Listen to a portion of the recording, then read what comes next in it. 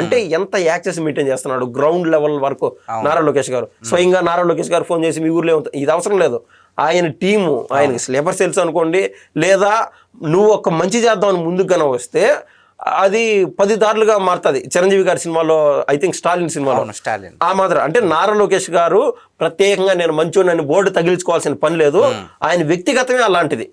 So ఈ మాదిరి ఇంకా వల్లి గారికి చూసి ఆయనకే నాకు ఇందాక మీతో చెప్తా అన్నప్పుడు నాకే కళ్ళు చెమరికి వెళ్తున్నాయండి నిజంగా. అటాడిది ఆ పొజిషన్ ఉన్నారు, ఇంకా సెన్సిటివ్గా ఉంటారు వాస్తవంగా. ఎప్పటి నుంచో బయట చదువుకొని వచ్చినారు.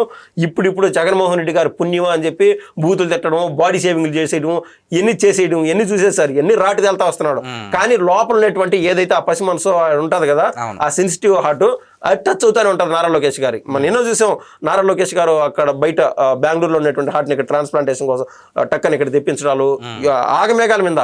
త్రూ గవర్నమెంట్ వెళ్ళాలంటే లేట్ అయిపోతాయి ఇవన్నీ.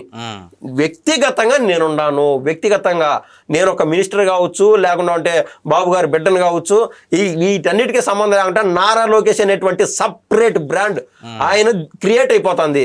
ఏది ఆయన క్యారెక్టర్ వల్ల క్రియేట్ అయిపోతుంది. ఆయన ఏం పోర్ట్రేషన్లు అవసరం లే. ఓవరాల్గా ఈ వల్లి గారితో ఈ రోజు కూడా మనం చూస్తున్నాం, ఏది బయట నుంచి ప్రెసిడెంట్ ఈయన వచ్చినాడు, గూగుల్ కంపెనీ అధినేత వచ్చినాడు. బిజీ షెడ్యూల్లో నారా లోకేష్ గారు అయినా కూడా కొద్దిమేర టైంకి కలిస్తే ఒక వారం లోపు కలవచ్చు వల్లి గారిని.